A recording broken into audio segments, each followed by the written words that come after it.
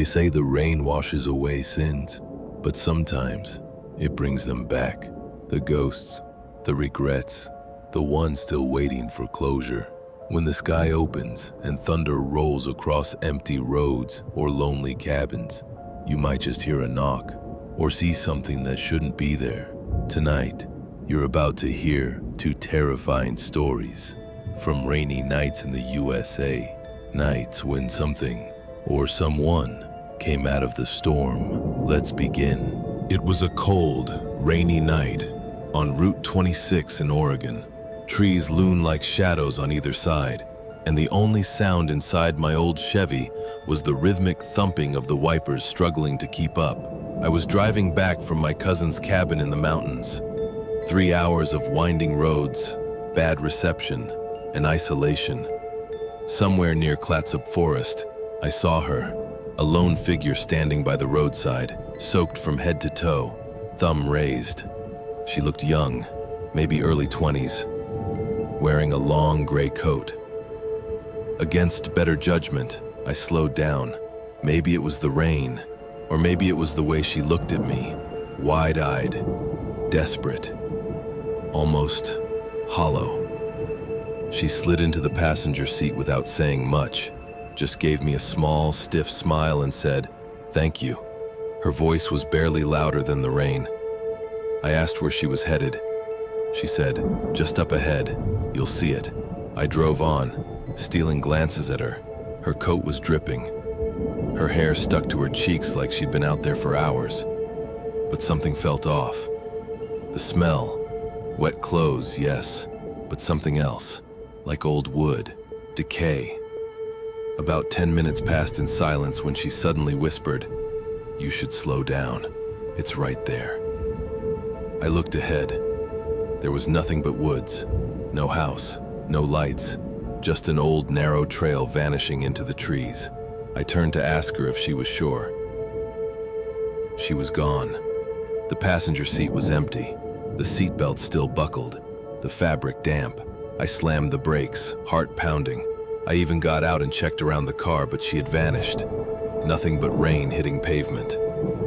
Later, when I told a local gas station clerk, his face went pale. "You saw her too?" he asked. "That stretch of road, they say a girl died there in '82. Got hit on a night just like this. Folks say she's still trying to get home." Some spirits haunt places, others haunt memories. But the worst are the ones that don't even know they're gone. But what if you weren't driving into danger? What if danger was already waiting in a place that's supposed to keep you safe, like a cabin where something stands outside, just watching? Jake and Laura had been dating for 3 years when they decided to spend a rainy weekend at an old cabin Jake's uncle owned in the Blue Ridge Mountains. It was rustic, isolated, and perfect for a quiet escape. But as the rain started pounding the roof on the second night, something changed. They had just finished dinner when Laura pointed out the window. "Jake, I thought we were the only ones out here." Across the dense trees, through the heavy rain, a faint light flickered. A lantern maybe, then another, moving, slowly. Jake grabbed his flashlight and insisted it was probably just a neighbor or a hiker. But when he stepped out on the porch, he realized there were no marked trails nearby, and no cabins for at least 5 miles. The lights moved like they were circling the cabin, as if watching.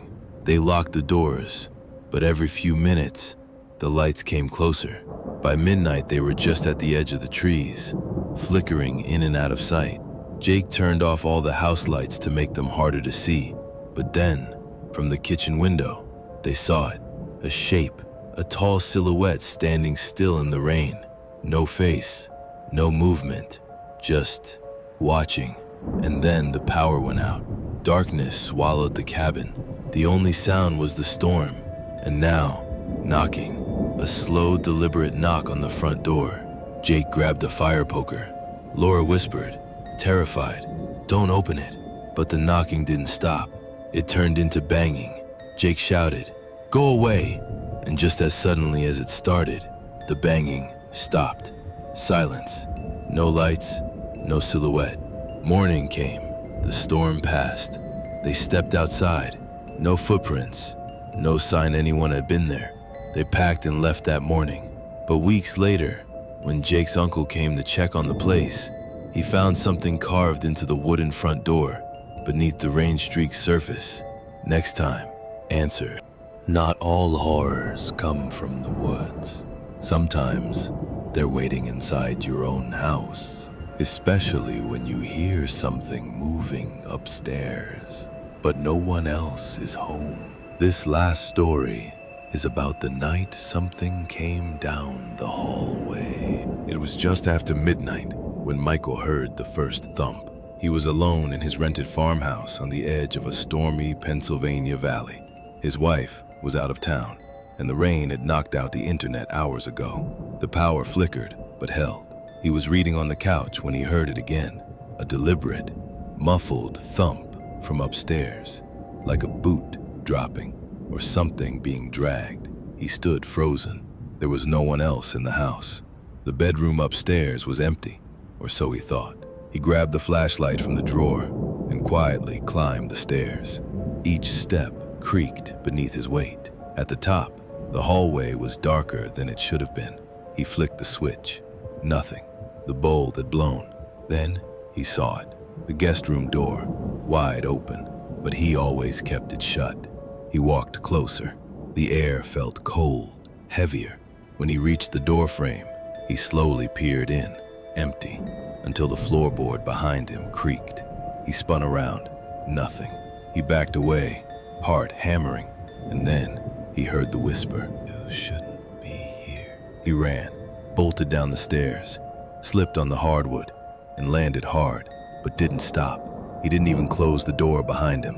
He drove all night to the next town. The next day, when he returned with the landlord, there were no signs of a break-in, but the landlord pointed something out upstairs.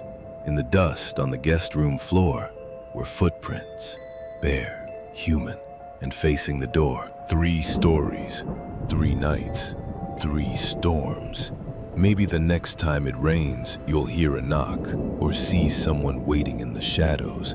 Just pray they don't come inside.